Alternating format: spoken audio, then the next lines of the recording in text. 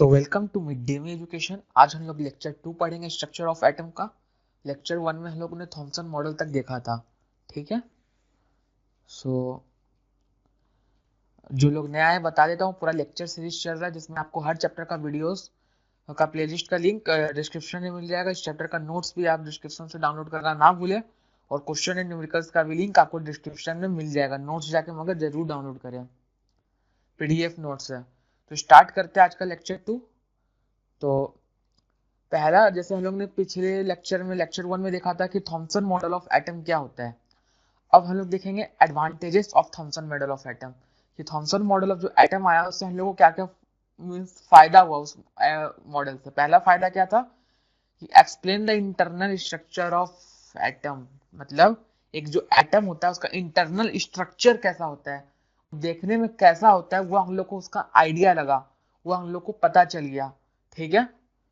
दूसरा है explain electrical neutrality of atom, की कोई भी एटम इलेक्ट्रिकल न्यूट्रल होता है तो क्यों होता है वो भी पता चल गया। जैसे ऐसा तो नहीं ना कोई ऑब्जेक्ट छूते तो आपको करंट लग जाता है, कि मान लीजिए आपने अपना पेंसिल को छुआ, आपको करंट लग गया, ऐसा तो होता नहीं है, वो तो न्यूट्रल है। इसका मतलब वो किससे बना हुआ है, एटम से बना हुआ है आपका पेंसिल। तो इलेक्ट्रिकल न्यूट्रल क्यों होता है, तो उसका रीजन पता चला कि जितना पॉजिटिव चार्ज होता है उतना नेगेटिव चार्ज होता है, तो जिसके कारण वो न्यूट्रल होता है। तो ये दो चीज हम लोग को जो फायदा नजर आया, जो एडवांटेजेस था थॉमसन मॉडल का। मगर साथ ही साथ जैसे जैसे समय गुजरा उसका डिमेरिट भी निकला, कि उसमें क्या क्या गलत है, क्या क्या वो एक्सप्लेन नहीं कर पा रहा है। पहला था कि वो इलेक्ट्रॉन एंड प्रोटॉन का एग्जैक्ट लोकेशन नहीं शो कर पा रहा था, कि इलेक्ट्रॉन कहाँ पर है, और बाद में फिर प्रोटॉन का भी जब डिस्कवरी हो गया तो प्रोटॉन कहाँ पर है और इलेक्ट्रॉन कहाँ पर, एग्जैक्ट लोकेशन नहीं बता रहा था। सिर्फ सिंपल थ्योरी था कि जैसे वाटरमेलन में बिज्जा रहता है वैसे उसमें इलेक्ट्रॉन रहता है, मगर कहाँ किस पोजीशन में वो नहीं बता पा रहा था। फिर सेकंड जो रदरफोर्ड एक्सपेरिमेंट हुआ था, एक एक्सपेरिमेंट हुआ था जो मैं अभी एक्सप्लेन करूंगा इस टॉपिक के बाद जस्ट, उसका जो रिजल्ट आया, उसका जो ऑब्जर्वेशन आया उस एक्सपेरिमेंट का, वो भी एक्सप्लेन नहीं कर पा रहा था। जो प्रोटॉन था इस रिजल्ट के बाद ही डेवलप डिस्कवर हुआ था, इस एक्सपेरिमेंट के बाद ही डिस्कवर हुआ था, तो उसको भी वो नहीं बता पा रहा था, कि उसका रिजल्ट का ऑब्जर्वेशन को भी वो एक्सप्लेन नहीं कर पा रहा था वो मॉडल। तो इससे मतलब जैसे जैसे डिमेरिट पता चला और रदरफोर्ड मॉडल ऑफ एटम आया, उसका जो एक्सपेरिमेंट हुआ, तो जैसे जैसे डिमेरिट पता चला थॉमसन मॉडल का, और उन्होंने जो एक्सपेरिमेंट किया उसका जो रिजल्ट आया, वो जब थॉमसन मॉडल एक्सप्लेन नहीं कर पा रहा था, तब हम लोग को एक नया मॉडल ऑफ एटम का जरूरत पड़ने लगा। मीन्स ये नजर आने लगा कि एक नया मॉडल ऑफ एटम होगा जो थॉमसन मॉडल ऑफ एटम जैसा नहीं होगा, क्योंकि कुछ कुछ रिजल्ट वो एक्सप्लेन नहीं कर पा रहा था। तभी आया आपका पिक्चर में रदरफोर्ड मॉडल ऑफ एटम। मगर Rutherford of model of atom direct नहीं आ गया। साइंटिस्ट जो थे अर्नेस्ट रदरफोर्ड ने पहले कुछ एक्सपेरिमेंट किया था, उसके ऑब्जर्वेशन एंड कंक्लूजन के आधार पर रदरफोर्ड मॉडल ऑफ एटम को लाया था। तो एक्सपेरिमेंट क्या क्या था, एक्सपेरिमेंट पर हम लोग देखेंगे। अल्फा पार्टिकल को जो है एक गोल्ड गोल्ड फॉइल में बम्बार्ड किया था। मीन्स बम्बार्ड मीन्स उसको पेनिट्रेट कराया था।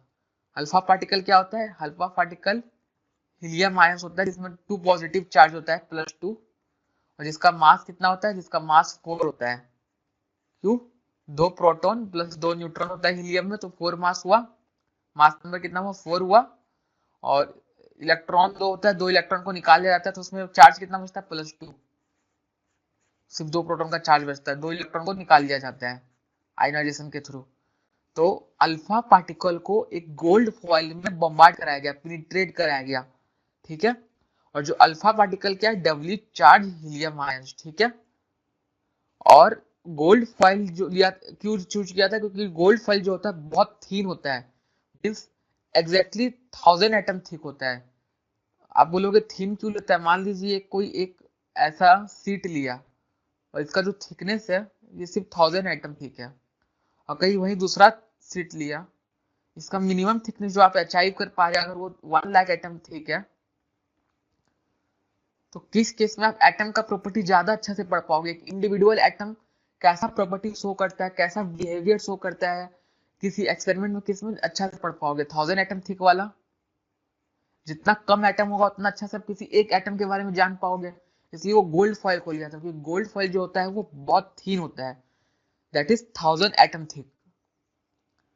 तो जो एक्सपेरिमेंट हुआ कि अल्फा पार्टिकल को गोल्ड फॉइल में भेजा, वो गोल्ड फॉइल में टकराया, तो उससे क्या क्या ऑब्जर्वेशन रदरफोर्ड ने क्या क्या ऑब्जर्वेशन बनाया। पहला ऑब्जर्वेशन था कि most of the alpha particle most of the fast moving alpha particles passed straight through the gold foil, मतलब सीधा पार हो गया। देखिए यहाँ पे सीधा पार हो जा रहा है बहुत सारा। अब यहाँ देख सकते हैं, देखिए देखिए इधर देखिए, बहुत सारा सीधा पार हो जा रहा है। यहाँ गया सीधा पार हो गया, कहीं टेढ़ा नहीं गया। अल्फा पार्टिकल यहाँ से गया सीधा वहां से निकल गया, यहाँ से गया सीधा वहां से निकल गया। देख रहे सीधा पार हो जा रहा है, टेढ़ा मेढ़ा नहीं जा रहा। अधिकतर बहुत सारा most of the fast moving, तो जो अल्फा पार्टिकल था वो सीधा पार हो जा रहा था।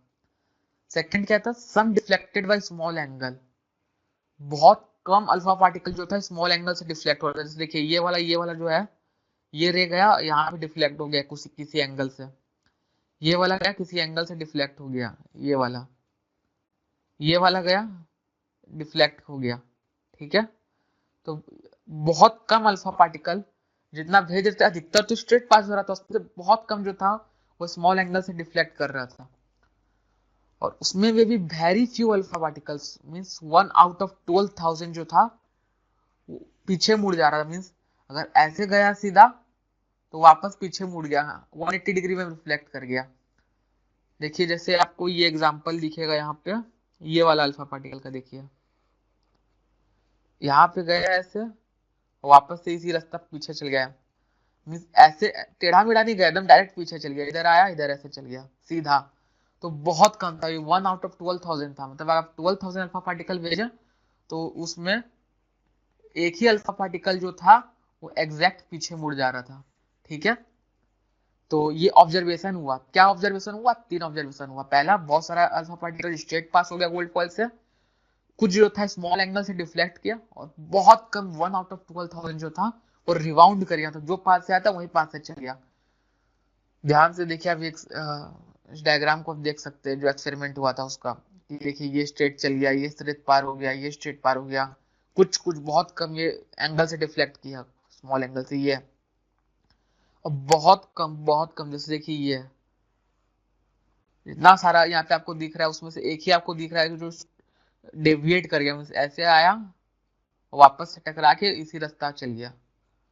ठीक है, ये तो रदरफोर्ड द्वारा क्या कंक्लूजन बनाया गया इस एक्सपेरिमेंट में, उन्होंने एक्सपेरिमेंट किया, उससे ऑब्जर्वेशन निकाला, क्या क्या उन्होंने ऑब्जर्व किया, और उस ऑब्जर्वेशन के आधार पे उन्होंने क्या निष्कर्ष निकाला, क्या कंक्लूजन निकाला, उसके बारे में हम लोग यहाँ पढ़ेंगे। तो पहला है, most of the space inside the atom is empty because most of the alpha particles pass through the gold foil without getting deflected।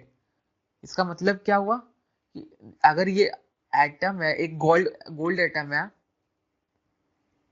तो बहुत सारा आपका अल्फा पार्टिकल सीधा पास हो गया, मीन्स इधर उधर टकराया ना, कोई स्मॉल एंगल से रिफ्लेक्ट भी नहीं किया, सीधा पास हो गया ना, रिबाउंड किया। तो इसका मतलब क्या हुआ कि एटम है, उसमें एटम बहुत सारे स्पेस इम्प्टी होता है, खाली होता है।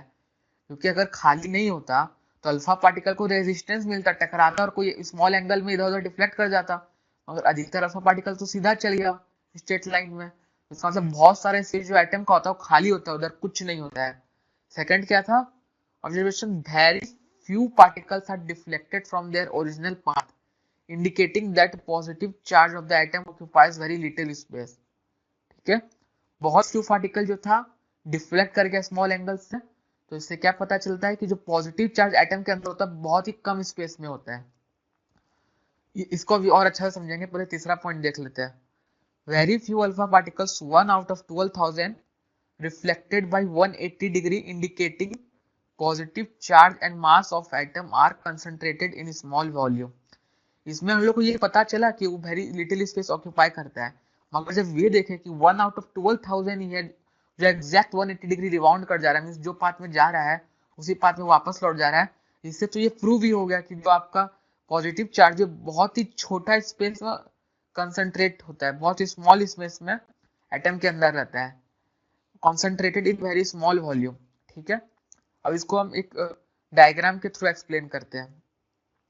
ये ठीक है, अब जैसे मान लीजिए ये एक इधर देखिए ये एक गोल्ड एटम है, ठीक है। तो अल्फा पार्टिकल में क्या पॉजिटिव चार्ज है He2+। तो ये डिफ्लेक्ट कब करेगा? ये डिफ्लेक्ट तभी करेगा जब इसके सामने कोई पॉजिटिव चार्ज है। आप जानते हैं पॉजिटिव पॉजिटिव रिपेल करता है, एक दूसरा को धक्का देता है। वही नेगेटिव पॉजिटिव क्या करता है? अट्रैक्ट करता है, ठीक है, एक दूसरा को अट्रैक्ट करता है, ठीक है। तो यहाँ पे आपका He2+ है, इसको पॉजिटिव चार्ज मिलेगा तभी वो डिफ्लेक्ट करेगा, तभी वो रिबाउंड करेगा। तो बहुत सारा He2+ होता सीधा पास हो गया, जिसका मतलब क्या हुआ कि जो पॉजिटिव चार्ज एटम के इनसाइड में बहुत ही कम रीजन में है, क्योंकि अगर उसके आसपास He2+ जाएगा तभी तो डिफ्लेक्ट करेगा, और वो डिफ्लेक्ट करने वाला रेस बहुत कम था। मान लीजिए प्लस चार्ज यहाँ पे है, तो यहाँ पे जो H इस डायरेक्शन में जो जाएगा He2+ ऐसे डिफ्लेक्ट कर जाएगा। पॉजिटिव पॉजिटिव क्या करता है? डिफ्लेक्ट करता है, ऐसे कर जाएगा। और जो स्ट्रेट जाएगा जब इससे टकराएगा वापस से एकदम सीधा भाग जाएगा, इधर से आया इधर चल गया। समझ रहे ना? पॉजिटिव चार्ज अगर ऐसे सीधा इधर गया, डिफ्लेक्ट किया, वापस से वही रास्ता चल गया, वापस भाग गया। जो इधर पास में आया वो ऐसे डिफ्लेक्ट कर गया, ठीक है। और बाकी इधर उधर से जो भी गया तो सीधा पास हो गया। तो इससे क्या पता चलता है? इससे हम लोग को ये पता चलता है कि जो आपका एटम है उसमें पॉजिटिव चार्ज बीच में कहीं बहुत छोटा सा रीजन में, अगर इतना बड़ा एटम है तो उसमें पॉजिटिव चार्ज एकदम बीच में होगा, बहुत छोटा सा होगा। अगर पूरा फैला हुआ रहता तो हर हीलियम अल्फा पार्टिकल्स जो था, He2+ आयन, वो डिफ्लेक्ट कर जाता और या फिर रिबाउंड कर जाता, ठीक है। मगर ऐसा नहीं हुआ। तो उस कंक्लूजन के आधार पे रदरफोर्ड ने फाइनली अपना मॉडल ऑफ एटम को प्रपोज किया, सामने लाया। वो मॉडल ऑफ एटम क्या था कि there is positively charge highly dense centre in an atom called nucleus. Nearly the whole mass of the atom resides in the nucleus. Means कोई एक एटम में सेंटर में हाईली पॉजिटिवली चार्ज मास होता है जिसको हम लोग न्यूक्लियस कहते हैं। और अधिकतर मास मीन्स एक एटम इतना बड़ा है तो उसका अधिकतर मास या न्यूक्लियस में ही कॉन्सेंट्रेट रहता है, इस न्यूक्लियस में ही कॉन्सेंट्रेट रहता है। बाकी अधिकतर स्पेस जो ये सब एम्प्टी रहता है, और इलेक्ट्रॉन का मास तो बहुत कम होता है, हम लोग स्टार्टिंग में ही जाने थे। तो वहीं एक एटम जो है उसमें सेंटर में highly positively charge highly dense part जो रहता है उसको न्यूक्लियस कहते हैं, और प्रोटॉन भी इसी में रहता है, और अधिकतर मास इसका यहीं पे कॉन्सेंट्रेट रहता है। और दूसरा क्या है? Electron revolve around the nucleus in an circular path. जैसे यहाँ देख सकते हैं इलेक्ट्रॉन रिवॉल्व कर रहा है, जो इलेक्ट्रॉन है न्यूक्लियस के अराउंड सर्कुलर पाथ में रिवॉल्व करता है। जैसे देखिए ये रहा इलेक्ट्रॉन, ये न्यूक्लियस है जिसके अंदर प्रोटॉन है पॉजिटिव चार्ज, ये नेगेटिव चार्ज इलेक्ट्रॉन जो उसके अराउंड रिवॉल्व कर रहा है, ठीक है, रिवॉल्व कर रहा है। तो तीसरा पॉइंट देखते हैं, the size of nucleus 10⁻⁻15 metre is very small as compare to the size of the atom. Means nucleus जो होता है जहाँ पे प्रोटॉन डिसाइड करता है, ये बीच वाला पार्ट, ये बहुत छोटा होता है, 10⁻⁻15 मीटर का होता है। और जबकि पूरा एटम जो गोल कलर का आपको पूरा गोल दिख रहा है, उसका साइज होता है 10⁻⁻5 मीटर। तो देख रहे हैं इसके कंपेयर में न्यूक्लियस कितना छोटा है। अगर आप इसको इससे डिवाइड दे देंगे तो 10⁻10 आ जाएगा। तो मीन्स 10⁻10 टाइम्स न्यूक्लियस छोटा है एटम से। समझ रहे हैं? जरा इमेजिन कीजिए, अगर अगर मान लीजिए, ऐसा है नहीं, अगर मान लीजिए अगर प्रोटॉन का साइज 1 किलोमीटर है तो पूरा एटम का साइज होगा 10⁻10 किलोमीटर। सोचिए, इमेजिन करने के लिए बात को बता रहा हूँ। तो वैसे ही अगर अब रदरफोर्ड मॉडल आया, उसका भी कुछ लिमिटेशन डिस्कवर हुआ कि इसमें भी ये खामी है, ये गलती है। तो वो क्या क्या लिमिटेशन था? तो पहला लिमिटेशन था कि आप जान जाइए, पहले पढ़ लेते हैं। Any charge particles when accelerated is expected to radiate energy since electron in a circular orbit would undergo acceleration. If this were so electron would loss energy and fall into nucleus. इसका मतलब क्या हुआ कि कोई भी charge particle अगर acceleration में रहता है तो उसका एनर्जी लॉस होते रहता है, ठीक है। जैसे मान लीजिए ये आपका यहाँ पे इलेक्ट्रॉन है, बीच में यहाँ प्रोटॉन है, गोल घूमेगा तो इसका जैसे जैसे एनर्जी फॉल होते रहेगा और एनर्जी फॉल होते रहेगा तो ये आपका न्यूक्लियस की तरफ खिंचाते रहेगा। तो ऐसा समय आएगा कि जो न्यूक्लियस है, ये जो इलेक्ट्रॉन है न्यूक्लियस से फॉल कर जाएगा और एटम एग्जिस्ट ही नहीं करेगा। तो आप बोलोगे कि इलेक्ट्रॉन एक्सेलरेशन में कैसे पता चला? तो एक्सेलरेशन क्या होता है? एक्सेलरेशन होता है change in velocity with time, change in velocity by time, ठीक है, ये होता है एक्सेलरेशन। मगर यहाँ पे इलेक्ट्रॉन अगर घूमेगा तो इसका डायरेक्शन तो चेंज होगा ना। अगर सर्कुलर मोशन में हमेशा एक्सेलरेशन में रहेगा, पहले इस डायरेक्शन में था इसका वेलोसिटी, जैसे इधर आया इस डायरेक्शन में हो गया, यहाँ आया इस डायरेक्शन में हो गया, यहाँ आया इस डायरेक्शन में हो गया, तो डायरेक्शन चेंज हो रहा है। तो वेलोसिटी तो वेक्टर क्वांटिटी, अगर डायरेक्शन भी चेंज होता है तो हम लोग कह सकते हैं कि वेलोसिटी चेंज हुआ है, क्योंकि वेलोसिटी में मैग्नीट्यूड प्लस डायरेक्शन दोनों होता है। अगर कोई एक भी चेंज होता है तो हम लोग बोल देते हैं कि वेलोसिटी चेंज हुआ है। तो इस हिसाब से अगर वेलोसिटी का डायरेक्शन चेंज हो रहा है तो वेलोसिटी चेंज हो रहा है, वेलोसिटी चेंज हो रहा है तो वो एक्सीलरेटेड है। तो मैक्सवेल ने एक थ्योरी दिया था, अभी थ्योरी जान जाइए खाली, आपको ज्यादा डीप में जाने का दरकार नहीं है, कि कोई भी एक्सीलरेटेड पार्टिकल रहेगा, चार्ज पार्टिकल, तो एनर्जी लॉस करेगा। तो इस हिसाब से इलेक्ट्रॉन एनर्जी लॉस करते करते रहेगा, और जैसे जैसे एनर्जी लॉस करेगा प्रोटॉन की तरफ खिंचाते जाएगा, प्रोटॉन में फॉल कर जाएगा। प्रोटॉन में फॉल कर जाएगा तो एटम एग्जिस्ट ही नहीं करेगा। मगर ऐसा होता है नहीं, हमारे अगल बगल में चीजें एग्जिस्ट करती है। तो आप जो पेन से लिख रहे हो एग्जिस्ट करता है, आयरन मेटल जितना भी हम लोग अर्थ में देख रहे हैं, अपने आंख से देख रहे हैं कहीं भी, तो वो एग्जिस्ट तो कर रहा है, इसका मतलब कुछ और ही मामला है। सेकंड था कि ये तो बता दिया कि इलेक्ट्रॉन रिवॉल्व करता है प्रोटॉन के बाहर सर्कुलर ऑर्बिट में, मगर कहाँ पे वो एग्जैक्ट नहीं बताया, ठीक है। Extra nuclear portion of the atom, कि इलेक्ट्रॉन रिवॉल्व एग्जैक्टली कहाँ पे करता है ये नहीं बताया गया। समझ में आ रहा है? ये तो बता दिया गया कि इलेक्ट्रॉन जो है आपका प्रोटॉन के बाहर रिवॉल्व करता है, मगर एग्जैक्टली कहाँ पे करता है ये नहीं बताया गया, ठीक है। तो अगला लेक्चर में लोग डिस्कवरी ऑफ न्यूट्रॉन के बारे में पढ़ेंगे। आज का लेक्चर यहीं समाप्त करते हैं। तो आप लोग जो सब्सक्राइब नहीं किए इसको सब्सक्राइब कर दीजिए, ताकि सारा लेक्चर आपको मिलने वाला है। यहाँ पे बेल आइकन भी दबा दीजिए ताकि आपको नोटिफिकेशन मिल जाए।